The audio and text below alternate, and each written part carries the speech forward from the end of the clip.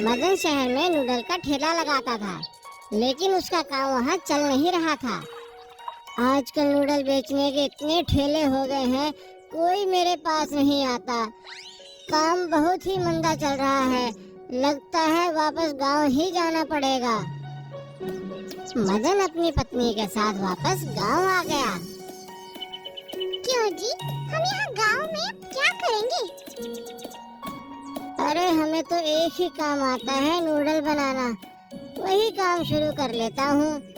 वैसे भी यहाँ कोई नूडल की दुकान या ठेला तो है नहीं, तो हमारा कंपटीशन भी नहीं होगा।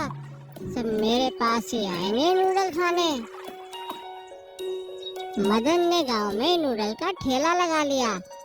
लोग उसके ठेले पर आते हैं, पर खरीदते कुछ नहीं। ठेला लगाए तो 10 दिन हो चुके हैं, लेकिन एक भी गांव वाला नूडल खाने नहीं आया। सब तो बस देख कर चले जाते हैं। इस तरह कैसे चलेगा जी? बहुत नुकसान हो रहा है, कुछ तो करो। हाँ, कुछ तो करना ही पड़ेगा, वरना मजदूरी करनी पड़ेगी। मदन सलाह लेने अपने दोस्त रघु के पास गया। तो फिर क्या सोचा आपने? मैंने अपने बचपन के दोस्त रघु से पूछा था। वो कह रहा था कि गांव वालों को पता ही नहीं है चाउमीन कैसी होती है, इसलिए वो चाउमीन खाने नहीं आ रहे हैं।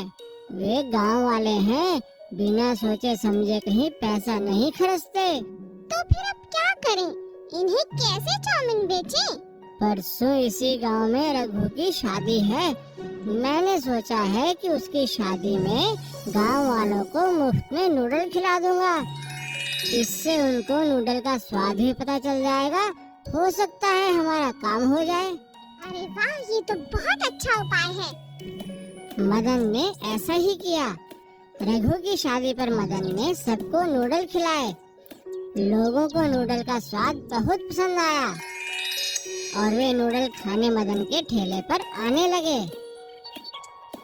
मैं ना कहता था, एक बार अगर सब खाएंगे तो हमेशा तुम्हारे पास ही आएंगे। इस तरह धीरे धीरे मदन का काम चल निकला और कुछ ही दिनों में मदन के ठेले पर भीड़ लगनी चालू हो गई। अरे मदन भाई, हमें तो पता ही नहीं था ये चाउमीन होती क्या है, पर आज जो तुमने चाउमीन खिलाई है, भाई साहब मजा आ गया खाकर, बहुत ही अच्छा। वाह भाई मदन, तुम तो बड़े कारीगर हो, बड़ी टेस्टी आइटम बनाई है। ये सब देखकर मदन का लालच बढ़ने लगा। उसे अपने हाथ के बनाए नूडल पर घमंड हो गया और उसने नूडल के दाम दुगने कर दिए। जैसे ही मदन ने दाम बढ़ाए, लोगों ने उसके ठेले पर आना बंद कर दिया और कुछ ही दिनों में उसका सारा काम ठप हो गया। ये अचानक क्या हो गया जी? कोई भी नूडल खाने नहीं आता।